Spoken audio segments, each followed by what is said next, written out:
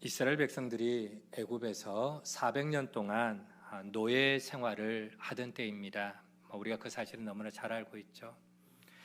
하나님께서는 당신의 백성 이스라엘을 애굽에서 건져내실 때가 이제 드디어 됐겠다 생각하시고, 그래서 모세를 준비를 시키셨습니다. 모세는 어떤 사람입니까? 애굽의 바로 공주의 아들로 왕궁에서 40년 동안 그가 자라났죠. 왕궁에서 자라난 모세가 자기 백성 히브리 백성들이 어떻게 생활하는가 이제 현장을 한번 순찰을 나가게 됩니다. 순찰을 나가서 현장을 가서 보는데 애굽의 한 감독관이 자기 백성 히브리 민족 그 이스라엘 백성을 그렇게 괴롭히는 거예요. 그렇게 힘들게 학대하는 모습을 보니까 모세의 마음에 분노가 일었습니다. 모세는 비록 애굽의 바로 궁에 살았지만 어렸을 때부터 엄마가 그 어린 모세에게 젖을 먹이면서 너는 히브리인이야, 너는 하나님의 백성이야 하면서 모세의 정체성을 언제나 주지시켰죠. 너는 애굽에서 자라고 있지만 애굽 사람이 아닌 너는 바로 하나님의 백성, 히브리 백성이다라고 인지를 시켰던 것입니다. 그런데 자기가 밖에 가서 현장에서 가서 보니까 히브리 백성들이 학대를 당하고 있는 거예요. 그 모습을 보고 감정이 막 북받쳐 올랐던 것입니다. 그래서 주변에 사람이 아무도 없음을 보고 그 감독관을 그가 쳐서 죽이고, 그리고 그 시체를 모래에 파묻어 버립니다. 감추어 버리죠. 그런데 하필 나중에 그 일들이 탄로가 나게 됩니다. 모세가 사람을 쳐 죽이는 것을 누군가가 봤던 모양입니다. 그래서 그 사건이 애굽의 바로 왕에게 이제 알려지게 되고, 결국 모세는 어쩔 수 없이 살인자의 그러한 죄명을 가지고 미디안 광야로 어쩔 수 없이 도망을 가야 되는 그러한 상황에 놓여 있던 것이죠. 자, 그래서 모세는 미디안 광야로 도망을 쳤고 그 사이에 이제 애굽의 왕이 바뀌게 됩니다. 하지만 왕은 바뀌었지만 여전히 이스라엘 백성들은 강제 노역을 해야 되고, 또 이스라엘 백성들을 학대하는 그 애굽의 감독관들의 학대는 여전히 심했습니다. 너무나도 혹독한 노역에 시달리던 이스라엘 백성들은 탄식하며 살려달라고, 구원해달라고 하나님 앞에 눈물로 그렇게 부르짖게 되죠. 그리고 그 이스라엘 백성들, 히브리 백성들의 그 부르짖음을 하나님께서 들으셨다라고 성경은 말씀하고 있습니다.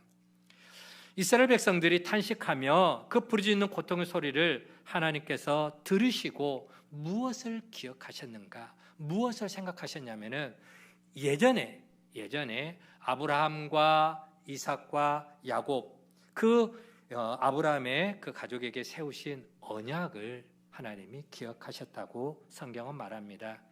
어떤 언약이냐? 때가 되면은 이스라엘 백성을 애굽 땅에서 인도하여 젖과 꿀이 흐르는 가나안 땅으로 이 백성들을 인도해 내겠다라고 하는 그러한 약속입니다. 그것을 하나님이 기억을 하고 계셨고, 그것을 다시 이제 하나님께서 아시게 된 것입니다.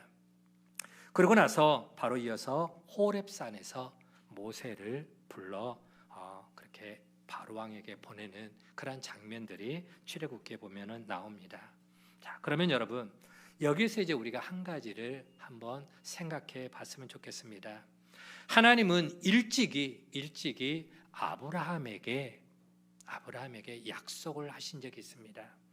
아브라함은 주전 2000년대 사람이고 모세는 주전 1500년대 사람. 그러면 몇 년간의 간격이 있죠? 500년간.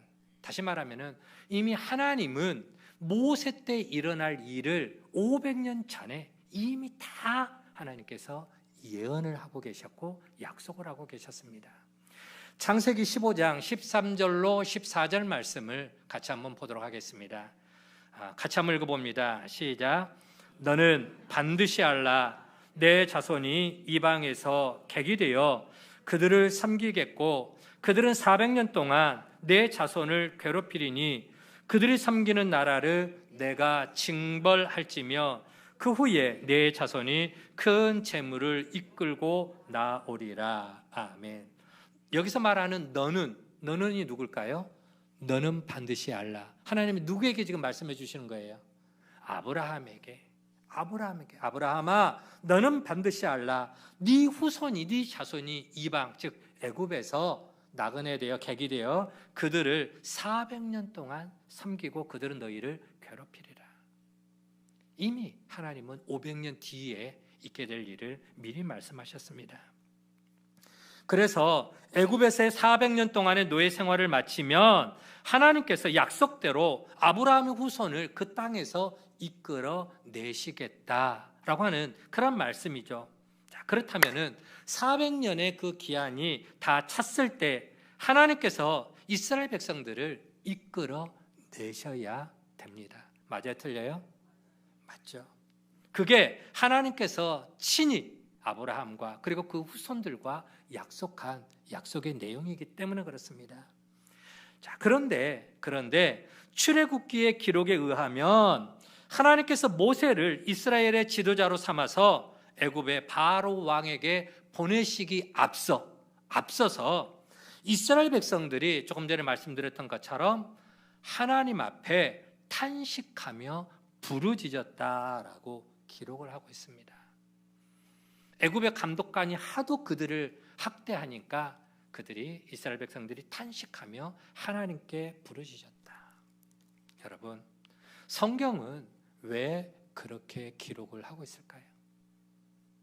분명 하나님께서는 이스라엘 백성들을 구원하실 때가 되셔서 모세를 부르시고 당신의 백성을 애굽의 그 노예 생활에서 건져내시기 위해 모세를 그들에게 보내셨던 것이죠. 그런데도 불구하고 모세를 보내기 이전에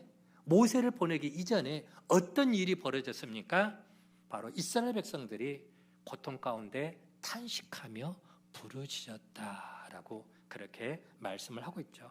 마치 이스라엘 백성들이 탄식하면서 부르짖을 때까지, 하나님께 살려달라고 구원해달라고 부르짖을 때까지 하나님은 당신의 때를 마치 미루신 것처럼, 그렇게 전체적인 맥락을 보면은 그렇게 스토리가 전개가 되고 있는 것입니다.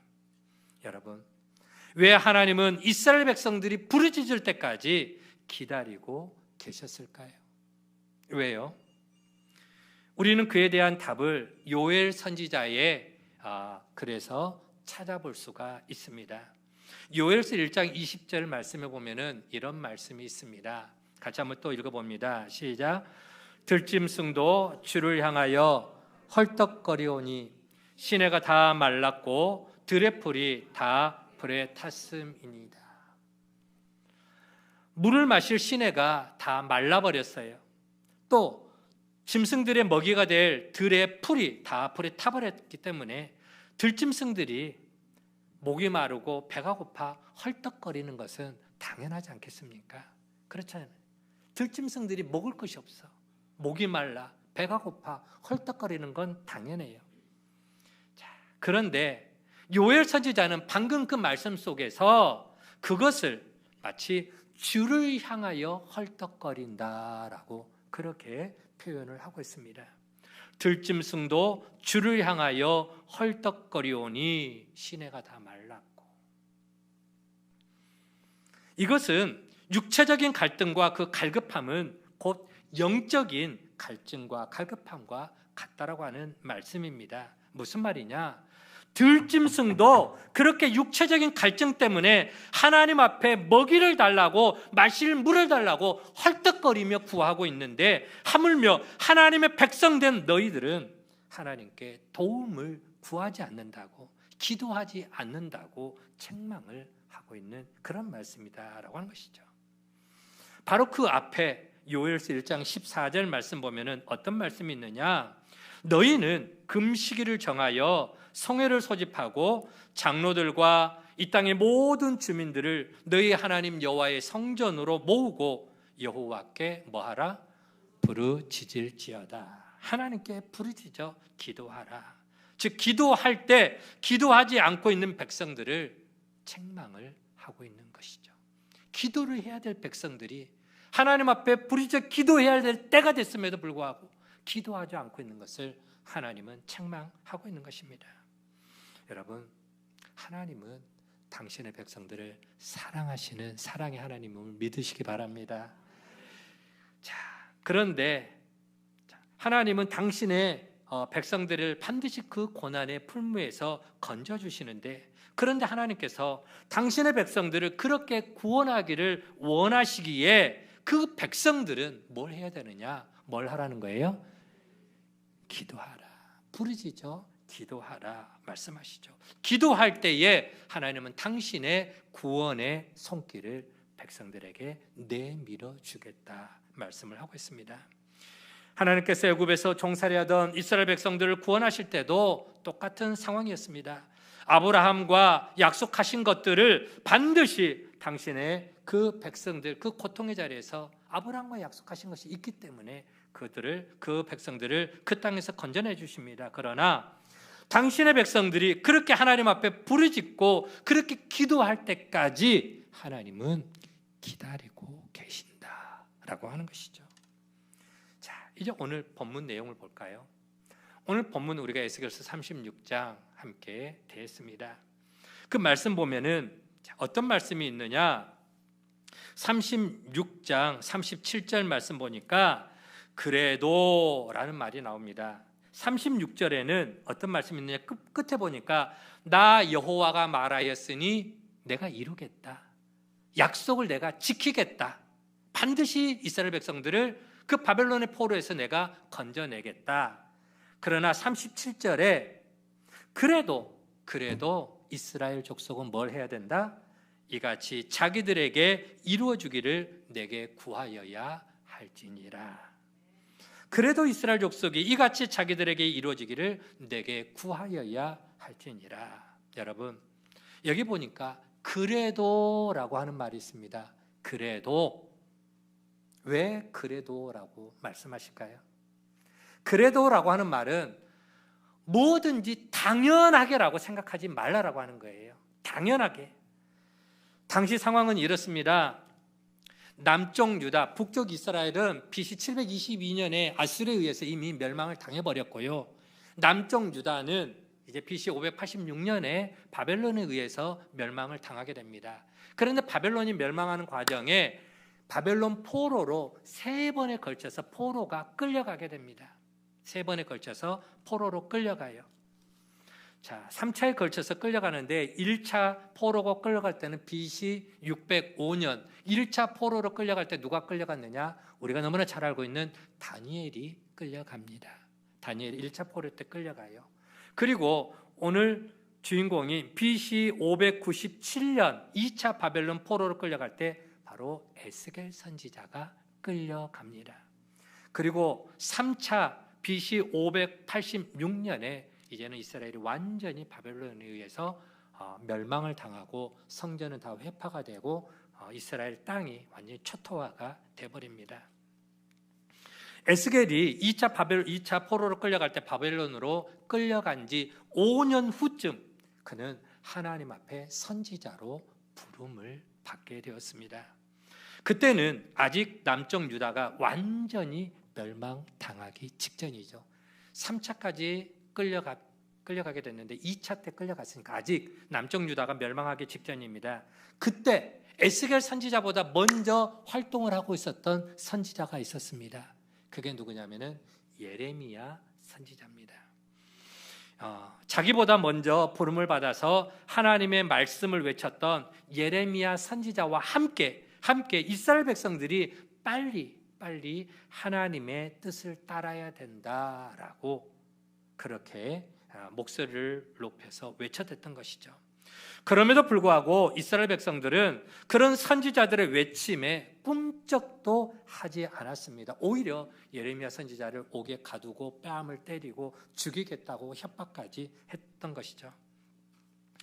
어쩔 수 없이 하나님께서는 바벨론이라고 하는 거대한 당시의 강대국을 당신의 도구로 사용하셔서 하나님을 떠난, 마음이 하나님에게서 떠난 이스라엘 백성들을 깨우치기를 원하셨습니다. 그래서 예레미야 선지자를 통해서 하나님은 이스라엘 백성들이 바벨론의 포로로 끌려가서 몇 년 동안 포로 생활을 하게 될 것이냐? 70년 동안 바벨론에서 포로 생활을 하게 될 것이다. 70년 동안 그 바벨론이라는 땅에 머무르게 될 것을 말씀을 하고 있습니다. 예레미야 29장 10절 말씀, 하나님께서 이렇게 말씀하시는데요. 또 같이 한번 읽어봅니다. 시작. 여호와께서 이같이 말씀하시느니라.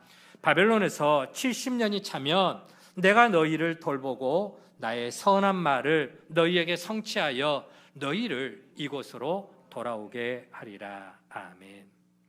이미 하나님께서는 하나님을 떠난 이스라엘 백성들이 바벨론에서 70년간 포로 생활을 해야 될 것을 명확하게 분명하게 선포하셨습니다. 그리고 70년이 다 차게 되면 어떻게 한다고요? 그들을 다시금 고국 이스라엘로 당신의 능력, 그 당신의 권세로 그 백성들을 바벨론의 포로에서 이끌어 내시겠다 약속을 하셨습니다. 자, 그러면 바벨론에서 70년 동안 포로 생활하는 것이 이스라엘 백성들에게 있어서는 치욕일까요? 고통일까요? 그게 이스라엘 백성들에 대한 하나님의 진노요, 심판이요, 재앙일까요? 결국 이스라엘 백성들이 망하게끔 하시기에 그게 하나님의 마음일까요? 결국 그렇지 않습니다. 하나님은 그렇게 말씀하지 않았습니다. 그 70년간의 포로 생활은 바로 하나님께서 당신의 백성들, 이스라엘 백성들을 향한 최상의 프로젝트였다라고 하나님은 그렇게 생각을 하셨던 것이죠. 예레미야 선지자를 통해 이어서 바로 이렇게 말씀하십니다. 예레미야 29장 11절 말씀, 어떤 말씀을 하시느냐? 하나님의 마음을 알려주시는 겁니다. 함께 읽습니다. 여호와의 말씀이니라. 너희를 향한 나의 생각을 내가 아나니 평안이요 재앙이 아니니라. 너희에게 미래와 희망을 주는 것이니라. 아멘. 바벨론의 포로 생활은 물론 이스라엘 백성들이 고국을 떠나서 포로 생활하는 것, 자유가 없는 것, 그리고 자기 정든 고향과 하나님의 성전인 예루살렘과 고국이 황폐화된 것, 그거는 마음이 아프죠. 고통스럽죠. 그러나 오히려 그 모든 것들은 이스라엘을 향한 하나님의 멋진 계획이었다라고 하는 거예요. 왜 하나님이 이런 일을 행하셨습니까? 이미 이스라엘 백성들의 마음이 하나님에게서 떠나버렸다라는 것이죠. 죄악 가운데서 그들은 어쩔 수 없이 멸망을 당할 수밖에 없는 그러한 범죄한 백성들입니다. 여러분, 쉽게 생각해서 이렇게 한번 생각을 해보시기 바랍니다. 내가 죄악 가운데 죽어서 지옥을 가는 게 나을까요? 아니면은 내가 죄악에 하나님께서 징계를 내려서 내가 병이 들어서 그 병 고침받고 그 병에서 나음받는 게 수술을 받아야 되고 또 힘든 그런 과정들이 있어요. 그래도 수술받고 회복하고 돌이키는 게 나을까요? 아니면 그냥 놔두고 범죄한 가운데서 지옥 가는 게 더 나을까요? 어떤 게 더 나을까요? 하나님은, 예수님은 그런 말씀을 하고 있습니다. 너희 손이 범죄하거든 찍어버려라. 그 손으로 범죄하여 지옥 가는 것이 훨씬 더 지옥 가는 것보다 낫다. 너희 눈이 범죄하거든 빼내버려라. 굉장히 무서운 말이죠. 그럼에도 그것 때문에 네가 범죄하여 지옥 가는 것보다 오히려 한쪽 눈이 없는 것이, 그래서 하나님과 교제하다가 천국 가는 게 훨씬 더 낫다. 지옥 가보신 분 계십니까? 여러분, 지옥은 얼마나 무서운가. 우리가 상상 이상으로 무서운 곳입니다. 그곳에 가는 것보다 더 낫다.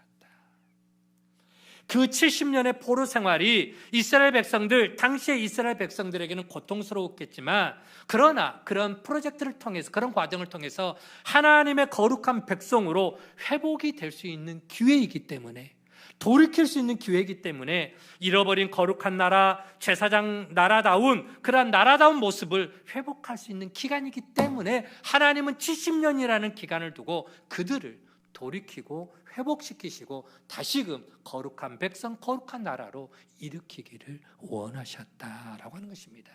그래서 너희를 향한 나의 생각을 내가 안 하니 평안이요 재앙이 아니다. 너희에게 미래와 희망을 주려 함이니라. 이게 우리 하나님의 마음이고 계획이다라고 하는 것이죠.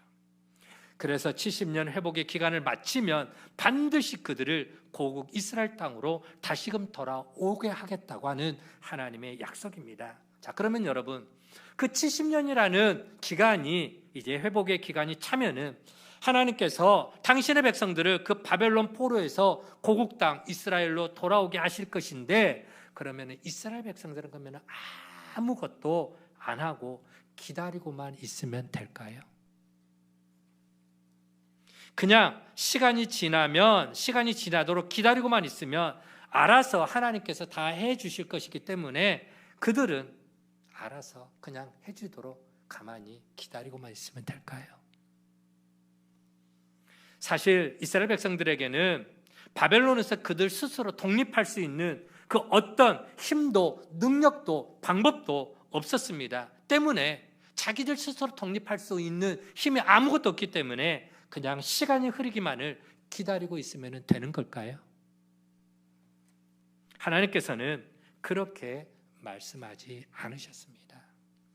예레미야 29장 12절과 13절 말씀 보면은 그 다음에 말씀이 이렇게 말씀하죠. 너희가 내게 부르짖으며 내게 와서 기도하면 내가 너희들의 기도를 들을 것이요 너희가 온 마음으로 나를 구하면 나를 찾을 것이요 나를 만나리라. 뭐 하라는 겁니까? 뭐 하라고? 부르짖어 기도하라. 하나님께 기도하라. 하나님께서 이루어 주실 것이지만, 하나님이 약속하신 거기 때문에 이루어 주실 것이지만, 그럼에도 이스라엘 백성들은 온 마음으로 하나님께 구하라라고 하는 하나님의 말씀입니다. 오늘 에스겔서의 오늘 본문 말씀도 똑같은 맥락의 말씀입니다. 하나님께서 예레미야 선지자를 통해 약속하신 것처럼 비록 예루살렘 성전이 파괴당하고 나라는 멸망당했지만 하나님은 그런 이스라엘 백성들을 반드시 회복을 시켜줄 것이라고 말씀을 하셨습니다. 그런데 오늘 본문 37절에는 그래도 이스라엘 족속이 이같이 자기들에게 하나님께서 그렇게 이루어주기를 구하여야 할지니라. 맞습니다. 하나님이 약속하신 대로 다 해주실 겁니다. 포로 생활에서 돌아오게 하실 것이고 무너진 성벽을 다시 쌓아 사람이 살만나는 그런 성읍이 되게 할 것이고 황폐한 땅에 곡식을 심으면 에덴 동산같이 기름지고 풍요롭게 추수를 하도록 하나님이 도와주실 겁니다. 그런데 하나님께서는 그렇게 해주시지만 이스라엘 백성들이 해야 할 일이 한 가지가 반드시 있다라고 하는 겁니다. 그것은 뭘 하라는 겁니까? 하나님께 그렇게 해달라고 뭐 하라? 기도하라. 부르짖어 기도하라 라고 하는 것이죠. 여러분, 하나님은 당신이 약속한 것을 반드시 이루시는 신실하신 하나님이신 걸 믿으시길 바랍니다. 그러나 약속하신 것을 이루기 위해서 우리에게 바라는 것, 그것은 바로 기도하라라고 하는 것이죠. 그렇게 기도할 때에 하나님께서 당신의 약속을 이루어 주신다라고 하는 것입니다. 자, 그러면 여러분, 왜 하나님은 기도하라? 당신이 약속한 거기 때문에 당연히 이루어 주실 건데도 불구하고 왜 그러면은 기도하라고 말씀하실까요? 이유가 있지 않겠습니까? 왜 기도하라고 할까요? 자, 눈을 좀 뜨시고 당연히 하나님은 약속한 것을 이루어 주실 텐데 그럼에도 불구하고 왜 기도하라고 하자라고 하는 거예요. 이유가 있지 않겠습니까? 첫 번째는 바로 우리가 하나님께서 약속하신 것을 받게 되었을 때 그것이 곧 하나님의 응답이라는 사실을 분명하게 고백하게 하기 위함이다 라고 하는 것입니다. 내가 당연히 너희들에게 줄 것이지만 그걸 당연하게 여기지 말아라. 너희가 기도하는 것은 기도했을 때 받게 되는 것, 그래서 하나님 앞에 구하면은 응답받는다라고 하는 사실을 너희가 깨닫게 하기 위함이다 라고 하는 것입니다. 우리 마음은요, 때로는 좀 고약할 때가 있습니다. 우리가 받아 누리고 있는 것이 다 하나님의 은혜임에도 불구하고 당연히 받아야 하는 것처럼, 당연히 누려야 하는 것처럼 그렇게 착각할 때가 많습니다. 애들이 마치 부모님이 나를 낳아줬으니까 당연히 입히고, 당연히 먹이고, 당연히 용돈 주고, 당연히 키워주는 거, 그 당연한 거 아니에요? 라고 말하는 것처럼 우리들도 하나님 앞에 나를 구원해 주셨으니 당연히 알아서 내 삶을 축복해 주셔야 되는 거 아니냐고, 우리가 누리는 거, 우리가 받은 것들을 당연하게 생각할 때가 많다라고 하는 것입니다. 하지만 기도하는 사람은 그렇지 않습니다. 하나님께 기도하는 사람은 자기가 받아 누리는 것을 당연하다고 생각하지 않고 모든 것이 하나님의 은혜라고 고백을 합니다. 그래서 모든 것이 은혜였소라고 은혜를 찬양을 하는 것이죠. 여러분, 우리가 하나님께 기도한다라는 것은 하나님 앞에 나의 연약함을 인정하고 고백합니다. 하나님의 도우심과 은혜가 아니면은 결코 살아갈 수 없는 존재. 우리 이스라엘 백성들이 그랬잖아요. 광야 40년 동안 누구만을 쳐다보게 하라? 하나님만 바라봐라. 하나님이 하늘에서 만나를 내려주지 않으면, 하나님께서 때를 따라서 물을 또 그들에게 하나님께서 마실 물을 공급하지 않으면 광야에서 살아남을 수가 없어요. 그래서 하나님을 바라보도록 훈련하는 과정을 몇 년 동안 시켰더라? 40년 동안. 당연한 게 아니에요. 당연하게 누리고 있는 걸 당연하다라고 여기지 말라라고 하는 겁니다. 그래도 하나님이 너희에게 이루어주기를 구하여야 할지니라. 여러분, 오늘 그렇습니다. 우리는 하나님의 도우심, 하나님의 은혜가 아니면은 한순간도 살아갈 수 없는 연약한 존재임을 우리는 고백하지 않을 수가 없죠. 특별히 그래서 기도하는 사람은요, 늘 겸손할 수밖에 없습니다. 기도하는 사람은 모든 것이 하나님의 은혜임을 잊지를 않습니다. 이스라엘 백성들을 한번 생각해 볼게요. 그들이 하나님께서 회복을 약속하신 바벨론 포로 생활의 70년을 마치고 고국으로 돌아왔을 때 만약 그들이 기도하지 않았다면 어떻게 생각을 하게 되느냐? 바로 그들이 고국으로 돌아올 수 있었던 것은 하나님의 은혜가 아니라 당연히 페르시아라고 하는 강대국이 바벨론을 멸망시켰기 때문에, 그래서 우리가 해방되었다라고 그렇게 생각을 하는 것이죠. 이렇게 생각하는 것과 마찬가지입니다. 우리나라가 일제 36년 동안 우리가 나라를 잃은 백성으로 살았습니다. 그래서 미국이 일본의 히로시마에 원자폭탄을 터뜨려 가지고 결국 일본이 항복하고 우리나라가 해방을 얻었죠. 그렇죠? 맞아요, 틀려요? 맞죠. 그렇게들 생각할 수 있다라고 하는 거예요. 그러나 기도하는 사람은, 하나님 앞에 목 놓아 부르짖으며 기도했던 사람들은 그렇게 고백하지 않는다라는 거예요. 우리가 기도했기에 하나님께서 때가 되어서 이 민족을, 우리나라 대한민국을 저 일제의 탄압에서 우리를 하나님께서 해방시켜 주셨다라고 그렇게 고백을 하게 된다라고 하는 것입니다. 하나님이 약속하셨죠. 이미 70년 전에 예레미야 선지자를 통해서 하나님께서 너희가 바벨론에 70년 동안 포로 생활할 것이고 70년에 바벨론 포로 생활이 끝나면 다시금 내가 너희를 고국 땅으로 인도할 것이다. 하나님이 예언하셨고 약속하셨어요.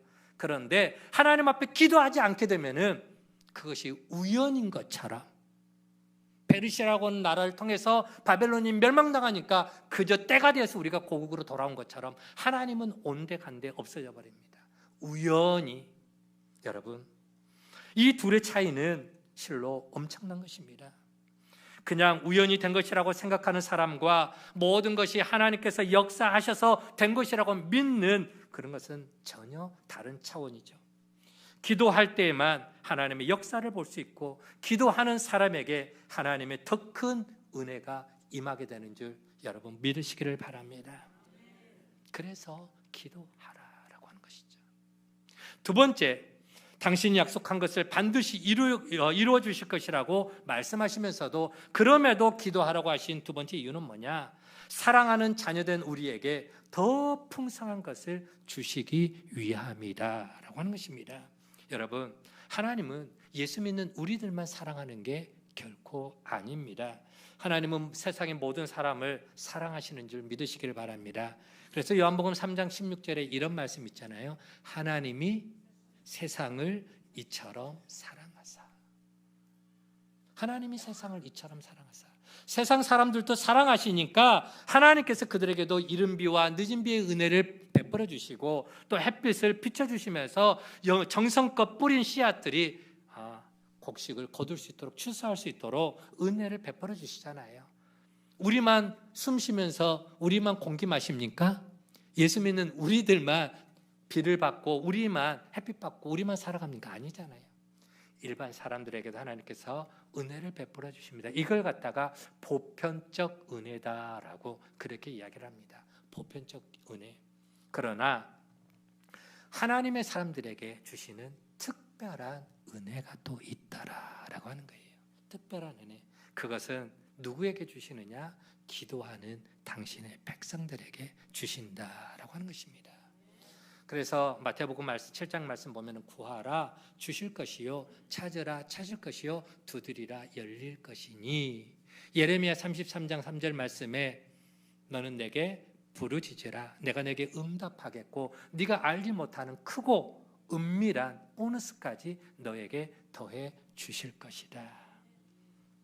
한때 베스트셀러였던 브루스 윌킨슨이 쓴 야베스의 기도라고 하는 책이 있습니다. 그 책 중간쯤 보면은 한 주인공이 나와요. 존이라고 하는 사람이 나옵니다. 존이 이제 죽어서 천국에를 가게 됩니다. 천국에를 갔더니 천국에 안내자가 한 사람이 딱 등장합니다. 그가 누구냐면은 베드로였습니다.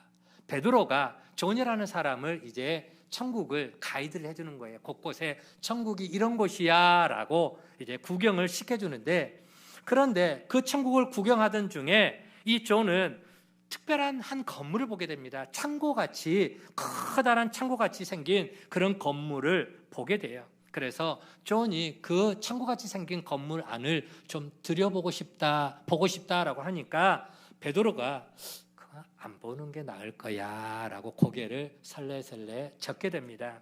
보여주기를 꺼려하는 거죠. 그런데 사람의 심리라는 게 보지 말라고 하면은 더 보고 싶어요. 더 보고 싶어요. 그래서 베드로가 그럴수록 저는 더 보고 싶었습니다. 그래서 천국의 안내를 다 받고 난 후에 또 존이 다시 한번 말을 꺼냅니다. 저 베드로님, 아까 그 창고 있잖아요. 아니 도대체 거기에 뭐가 들었길래 그렇게 보여주기를 싫어합니까? 다시 부탁드립니다. 저는 꼭 좀 보고 싶습니다. 아니 천국에서 못 보여줄 게 뭐가 있습니까? 보여주십시오라고 부탁을 합니다. 마지못해서 베드로가 존을 그 건물 안으로 데리고 들어가죠. 그리고 그 건물 안에는 바닥에서부터 천장 저 높은 곳까지 칸칸이 선반들이 있고 그 선반에는 이제 빨간색 리본에 사람들의 이름이 쭉 또 쓰여져 있습니다. 그런 상자들이 선반에 가득하게 채워져 있는 거예요. 존이 베드로에게 묻습니다. 저 많은 상자들, 빨간 딱지가 붙어있는 저 상자들 가운데 내 이름도 있냐라고 묻습니다. 네 이름도 있다라고 베드로가 이야기를 해요. 그러자 존이 자기의 이름이 든 상자를 기어이 찾아냅니다. 그때 베드로가 이야기합니다. 지나가는 말로 나 같으면은 그 상자 안 열어볼 것 같은데 굉장히 궁금하게도 자꾸 그런 말을 하는 거예요.